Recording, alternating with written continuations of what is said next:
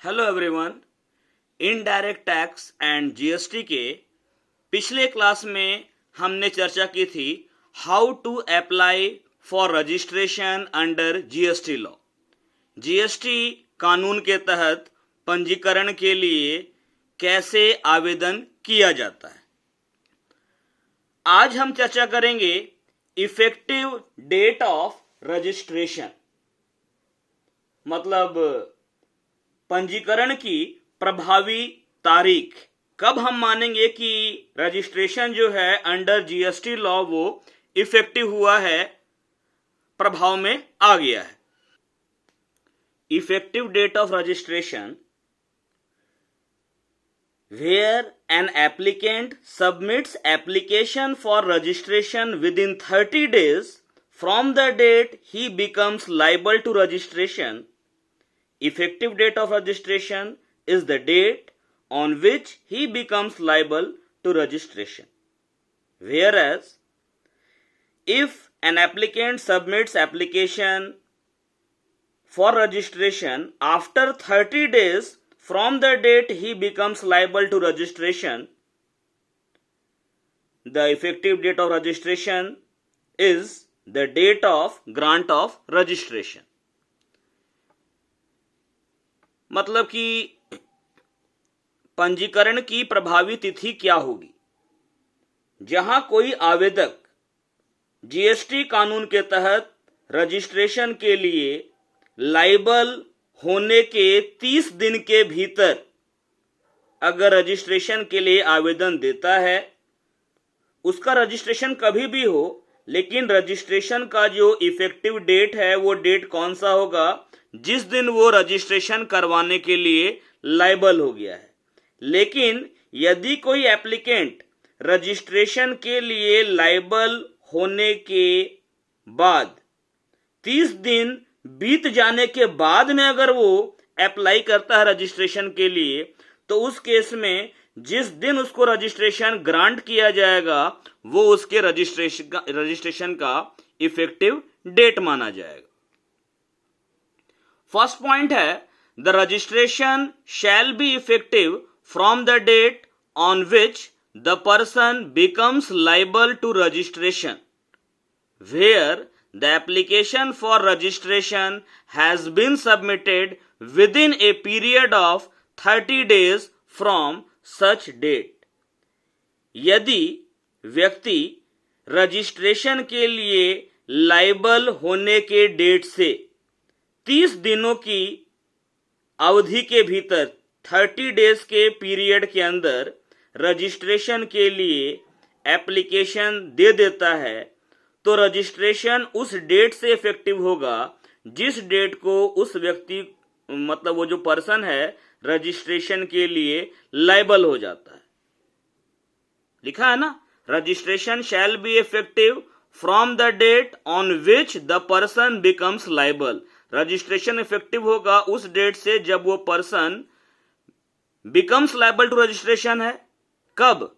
जब वो एप्लीकेशन देता है रजिस्ट्रेशन के लिए within a period of 30 days from such date. मतलब कोई पर्सन जिस दिन रजिस्ट्रेशन के लिए लायबल हो गया है, उस डेट से 30 दिन के अंदर वो रजिस्ट्रेशन के लिए अप्लाई कर देता है, तो उसका रजिस्ट्रेशन हो जाने पर रजिस्ट्रेशन का इफेक्टिव डेट क्या होगा, जिस दिन वो पर्सन रजिस्ट्रेशन के लिए लायबल हुआ था।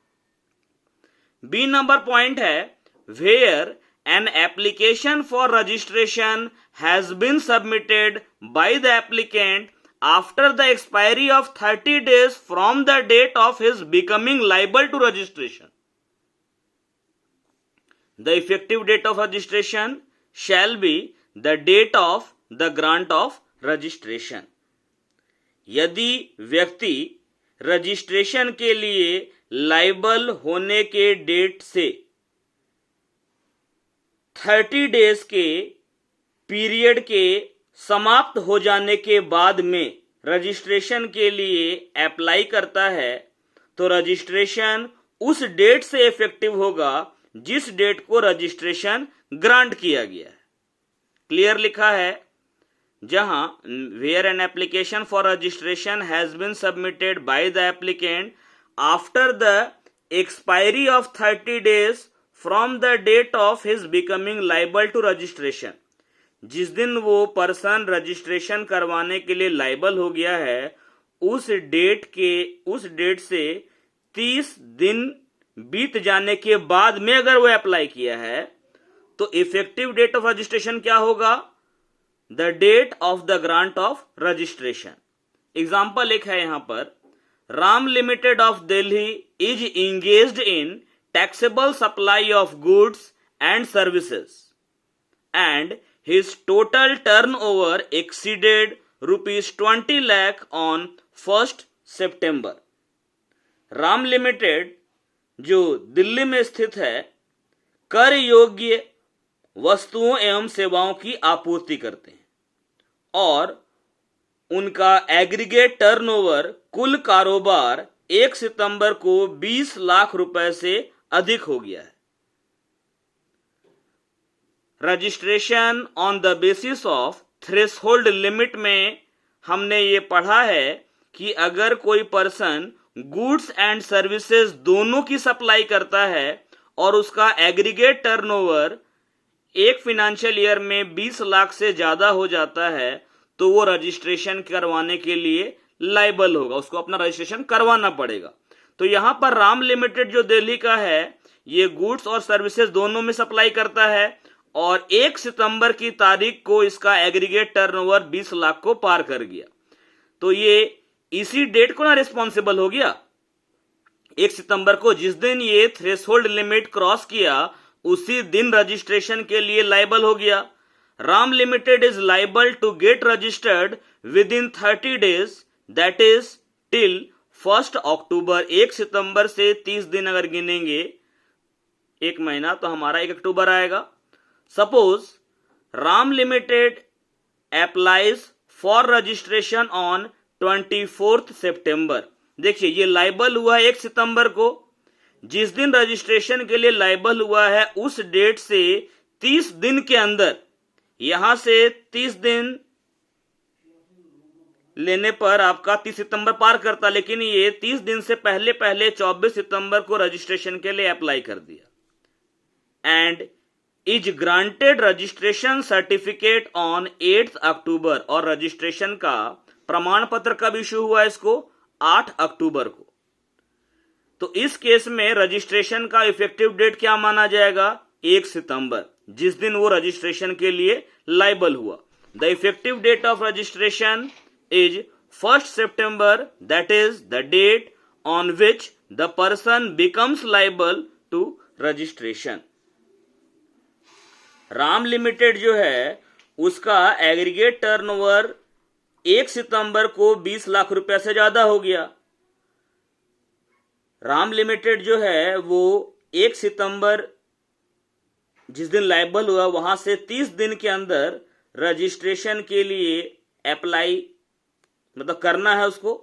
मान लेते हैं कि राम लिमिटेड 24 सितंबर को अप्लाई करता है रजिस्ट्रेशन के लिए और रजिस्ट्रेशन उसको मिलता है 8 अक्टूबर को। तो चूंकि वो रजिस्ट्रेशन के लिए लाइबल होने के डेट से 30 दिन के अंदर ही रजिस्ट्रेशन के लिए अप्लाई कर दिया है, तो 8 अक्टूबर को रजिस्ट्रेशन का सर्टिफिकेट मिलने पर भी उसका रजिस्ट्रेशन का इफेक्टिव डेट क्या माना जाएगा? 1 सितंबर। Suppose if in the above case Ram Limited applies for registration on 8th October and is granted registration certificate on 12th October। Registration के लिए लाइबल हुआ 1 सितंबर को। 1 सितंबर जिस दिन ये लाइबल हुआ वहां से 30 दिन के अंदर इसको अप्लाई करना है रजिस्ट्रेशन के लिए, लेकिन ये 30 दिन के बाद अप्लाई किया 8 अक्टूबर को, मतलब 38 दिन के बाद, और इसको रजिस्ट्रेशन ग्रांट हुआ है 12 अक्टूबर को। तो इस केस में चूंकि ये रजिस्ट्रेशन के लिए लाइबल हो जाने के बाद 30 दिन के बाद अप्लाई किया रजिस्ट्रेशन के लिए, तो जिस दिन रजिस्ट्रेशन ग्रांट होगा मतलब 12 अक्टूबर को, यही उसका रजिस्ट्रेशन का इफेक्टिव डेट माना जाएगा। थर्ड है C, in case of a person taking registration voluntarily while being within the threshold exemption limit for paying tax. The effective date of registration shall be the date of order of registration.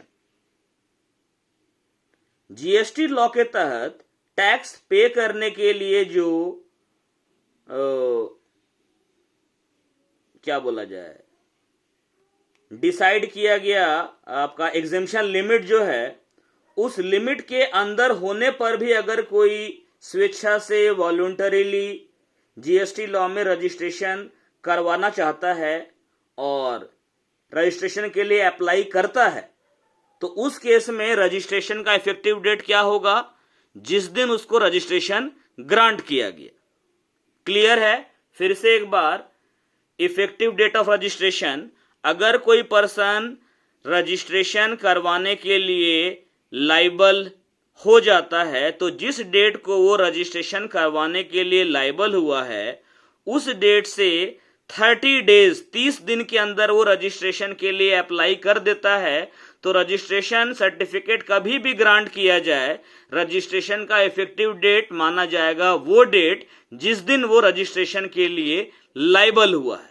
लेकिन अगर वो registration के लिए liable हो जाने के date से 30 दिन के अंदर रजिस्ट्रेशन के लिए अप्लाई नहीं करता है, उसके बाद में करता है, तो वैसे केस में जिस दिन रजिस्ट्रेशन का सर्टिफिकेट ग्रांट किया जाएगा, रजिस्ट्रेशन जिस दिन ग्रांट होगा, वही डेट रजिस्ट्रेशन का इफेक्टिव डेट माना जाएगा।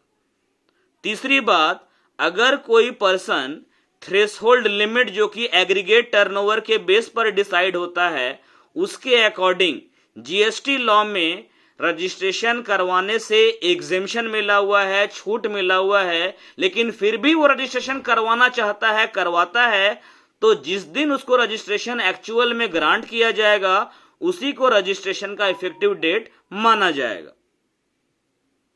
एक एग्जांपल लेते हैं इस पर। क्वेश्चन है, Shyam limited of Haryana is engaged in taxable supply of goods and services and his total turnover exceeded rupees 20 lakh on 10th October.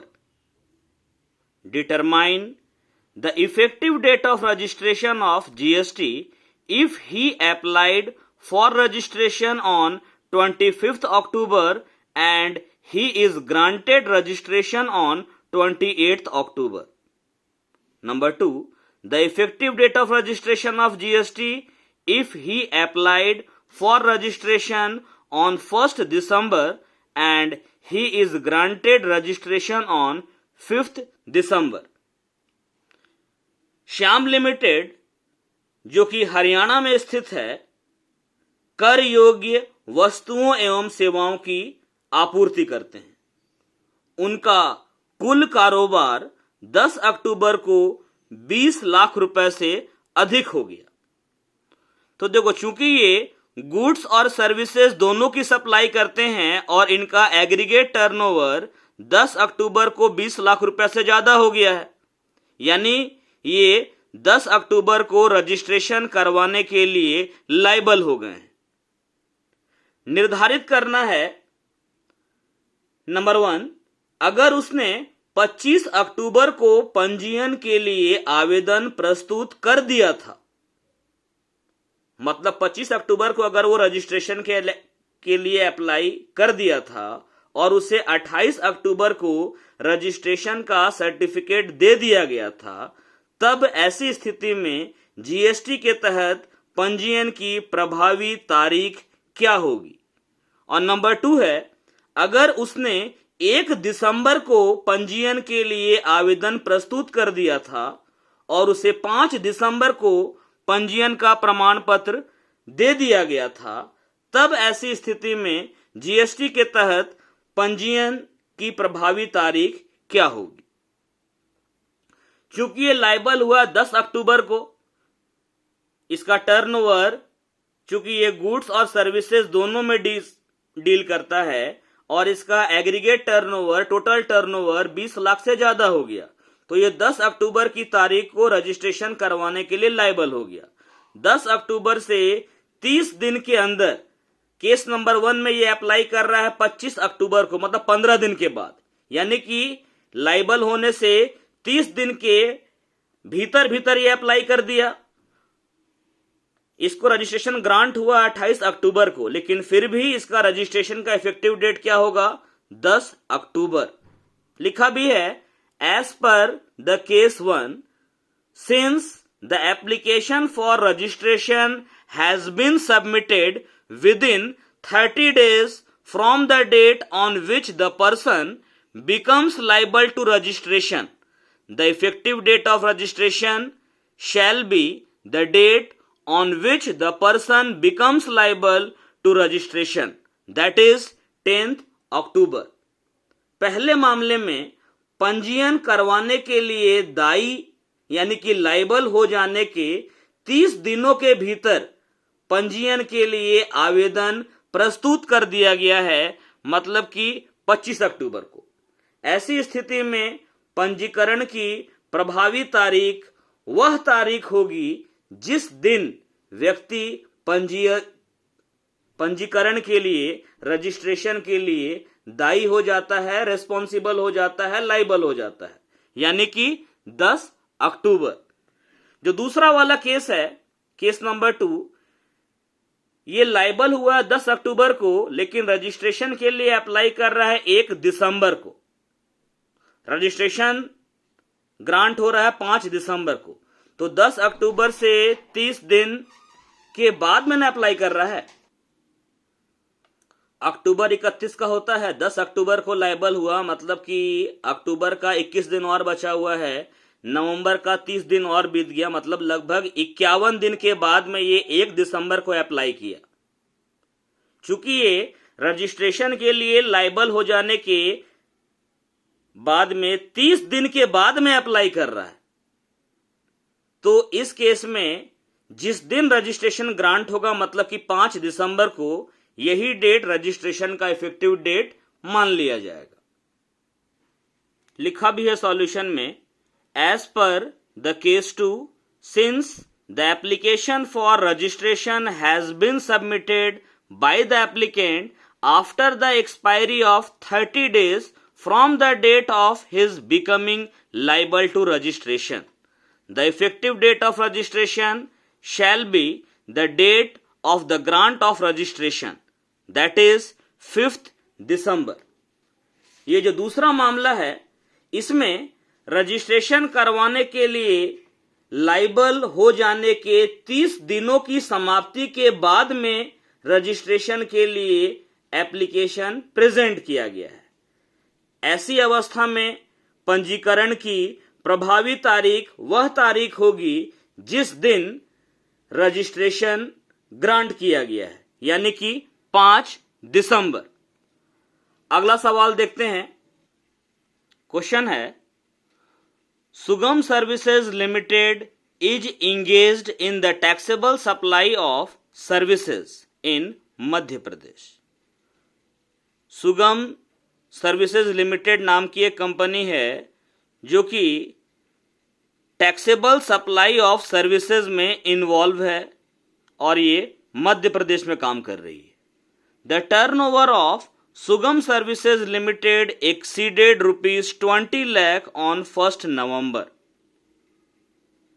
इस सुगम सर्विसेज लिमिटेड का जो एग्रीगेट टर्नओवर है वो 1 नवंबर को 20 लाख रुपए से ज्यादा हो गया। रजिस्ट्रेशन करवाने के लिए जो थ्रेशोल्ड लिमिट है एग्रीगेट टर्नओवर का, वो कहता है कि अगर कोई पर्सन केवल टैक्सेबल सप्लाई ऑफ सर्विसेज में इन्वॉल्व है और उसका एक फाइनेंशियल ईयर में एग्रीगेट टर्नओवर 20 लाख से ज्यादा हो जाता है, तो ऐसा पर्सन जो है उसको रजिस्ट्रेशन करवाना जरूरी है। तो ये 1 नवंबर को इसका टर्नओवर 20 लाख पार कर गया, मतलब ये 1 नवंबर को लाइबल हो गया है। It is liable to get registered by 1st दिसंबर। अब ये 1 नवंबर से या जिस दिन लाइबल हुआ यहां से 30 दिन बीतने पर 1 दिसंबर का डेट आएगा। तो 1 दिसंबर तक यानी कि 30 दिन के अंदर इसको मध्य प्रदेश स्टेट में रजिस्ट्रेशन के लिए अप्लाई कर देना है। It applies for registration on 28 नवंबर। 1 नवंबर को ये लाइबल हो गया और 28 नवंबर को अप्लाई किया रजिस्ट्रेशन के लिए, and is granted registration certificate on 5 दिसंबर। सर्टिफिकेट कब ग्रांट हुआ? 5 दिसंबर को। Effective date of registration of Sugam limited क्या होगा? 1 नवंबर, जिस दिन लाइबल हुआ, क्योंकि ये लाइबल होने के डेट से 30 दिन के अंदर अप्लाई कर दिया है। In the above example, if Sugam Services Limited applies for registration on 3rd December and is granted registration certificate on 10th December, देखो 1 नवंबर को लाइबल हुआ है, 1 दिसंबर तक में इसको अप्लाई करना है। ये 1 दिसंबर यानी कि 30 दिन के बाद 3 दिसंबर को अप्लाई किया, रजिस्ट्रेशन ग्रांट हुआ 10 दिसंबर को। इस केस में effective date of registration of Sugam limited is 10th दिसंबर, जिस दिन सर्टिफिकेट इसको ग्रांट हुआ। एग्जाम्पल है, messrs Kishan industries has an annual turnover of ₹16 lakhs। Messrs Kishan industries का वार्षिक कारोबार एनुअल टर्नओवर 16 लाख रुपए का है। However, in order to take input tax credit on purchase of goods, Messrs. Kishan Industries made an application for voluntary registration on 20th October। ये जो Kishan industries है, खरीदे गए माल पर इनपुट टैक्स क्रेडिट लेने के लिए, ये जो मेसर्स किशन इंडस्ट्रीज है, इसने 20 अक्टूबर को स्वेच्छा से पंजीकरण करवाने के लिए आवेदन प्रस्तुत किया। The registration certificate was granted on 28 October. Registration का जो प्रमाण पत्र है वो उसको दिया गया 28 अक्टूबर को।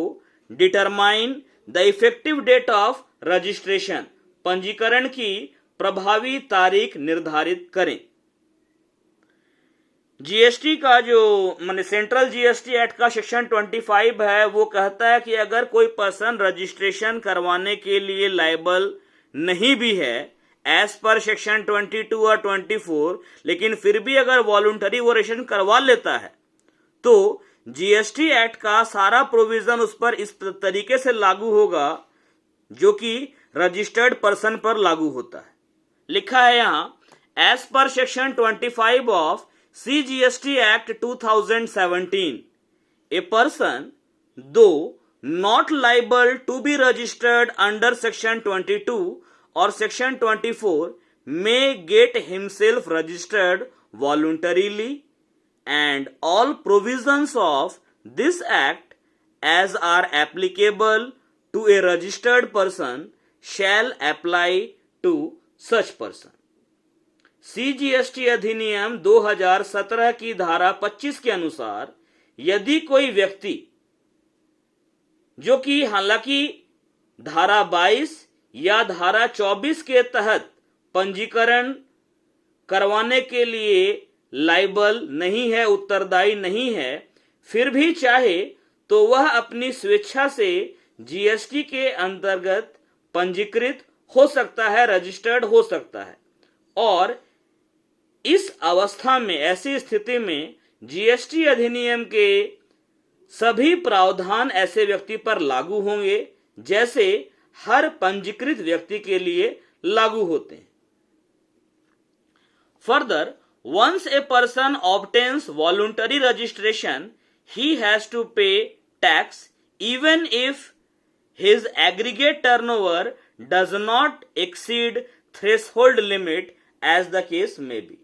एक व्यक्ति जब अपनी स्वेच्छा से जीएसटी कानून के तहत पंजीकरण करवाता है, भले ही उसका एग्रीगेट टर्नओवर, कुल कारोबार निर्धारित सीमा से अधिक नहीं हो, तब भी उसे जीएसटी के तहत टैक्स चुकाना पड़ता है। इन case of a person taking registration voluntarily while being within the threshold exemption limit for paying tax, the effective date of registration shall be the date of order of registration. Tax पे करने के लिए जो decided exemption limit है, उस limit के अंदर होने पर भी वॉलंटरीली रजिस्ट्रेशन करवाने वाले पर्सन के मामले में रजिस्ट्रेशन का इफेक्टिव डेट वो डेट होगा जिस दिन रजिस्ट्रेशन ग्रांट किया गया है। इस कारण से यहां पर चूंकि रजिस्ट्रेशन कब ग्रांट हो रहा है 28 अक्टूबर को, तो रजिस्ट्रेशन का इफेक्टिव डेट क्या माना जाएगा 28 अक्टूबर। As per the above provision, the effective date of registration for a person obtaining voluntary registration shall be the date on which the registration certificate is granted. Therefore, the effective date of registration shall be 28th October. ये जो प्रावधान है कि tax चुकाने के लिए निर्धारित जो छूट सीमा है उसके अंदर होने पर भी अगर कोई अपनी स्वेच्छा से रजिस्ट्रेशन करवाता है तो रजिस्ट्रेशन का इफेक्टिव डेट वो डेट होगा जिस दिन रजिस्ट्रेशन ग्रांट किया गया। उपर्युक्त प्रावधान के अनुसार स्वैच्छिक पंजीकरण प्राप्त करने वाले व्यक्ति के लिए पंजीकरण की प्रभावी तारीख वह तारीख होगी जिस दिन उसे पंजीकरण प्रमाण पत्र दे दिया जाता है। इसलिए इस प्रश्न में पंजीकरण की प्रभावी तारीख 28 अक्टूबर होगी। क्लियर है? अब हम देखते हैं कंसिक्वेंसेस ऑफ नॉन रजिस्ट्रेशन, पंजीकरण नहीं करवाने के परिणाम। If a registration application is not filed within the time, यदि रजिस्ट्रेशन का एप्लीकेशन समय सीमा के अंदर फाइल नहीं किया जाता है तो फर्स्ट है the liability of the taxpayer to pay tax shall be from the date of liability, but he shall be liable for ITC मतलब input tax credit from the effective date of registration only. कहने का मतलब है कि जो tax payer है उसका tax payment करने का जो लायबिलिटी है उस डेट से शुरू होता है जिस दिन वो रजिस्ट्रेशन के लिए लायबल हो जाता है। लेकिन इनपुट टैक्स क्रेडिट का जो अधिकार है, आईटीसी पाने का जो बेनिफिट है, वो कब से मिलता है? रजिस्ट्रेशन के इफेक्टिव डेट से। क्लियर है? मतलब टैक्स तो आपको पे करना ही है जिस दिन आप लायबल हो गए रजिस्ट्रेशन के लिए, लेकिन इनपुट टैक्स क्रेडिट आपको तभी मिलेगा, मतलब कब से मिलेगा? रजिस्ट्रेशन के इफेक्टिव डेट से। तो इसका मतलब ये हुआ कि अगर हम रजिस्ट्रेशन नहीं करवाते हैं तो हमको जीएसटी लॉ में इनपुट टैक्स क्रेडिट नहीं मिलेगा। मतलब परचेस करने के टाइम पर जो जीएसटी दिया जा चुका है उसका छूट हम नहीं ले सकते हैं।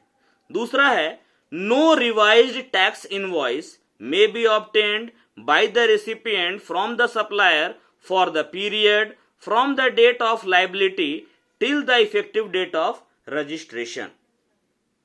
मतलब रजिस्ट्रेशन के लिए लायबल हो जाने के डेट से रजिस्ट्रेशन के इफेक्टिव डेट तक का जो टाइम पीरियड है उस टाइम पीरियड के लिए मतलब सप्लाई का जो रिसीवर है वो जो है रिवाइज्ड टैक्स इनवॉइस रिसीव नहीं कर सकता है।